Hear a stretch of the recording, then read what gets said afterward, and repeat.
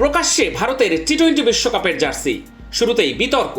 বিশ্বকাপের দল ঘোষণা হয়ে গেলেও কোন জার্সি পরে নামবে ভারত তা এতদিন জানায়নি। সোমবার তা প্রকাশ্যে আনলো জার্সি স্পন্সরকারী সংস্থা।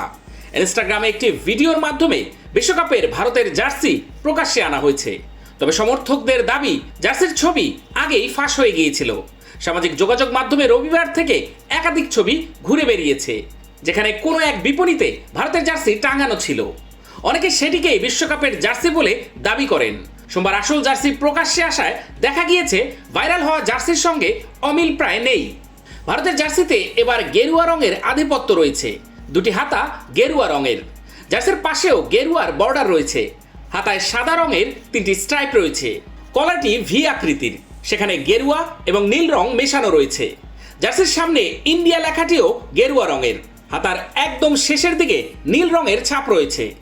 অনেকেই এই জার্সির সঙ্গে 2019 বিশ্বকাপের জার্সির মিল খুঁজে পেয়েছেন। সেবারও একই রকম জার্সি হয়েছিল, তবে নকশাটা একটু আলাদা ছিল। সেবার জার্সির পিঠেও গেরুয়া রং ছিল, কিন্তু এবার পিছনের দিকটা নীল রঙের। ভিডিও দেখে মনে হয়েছে সেটি ধর্মশালায় শুট করা, কারণ পেছনে ধৌলাদার পর্বতমালা দৃশ্যমান। ভিডিওতে দেখা যাচ্ছে রোহিত, কুলদীপ যাদব ও রবীন্দ্র জাদেজারা ভারতের জার্সি পরে অনুশীলন করছেন।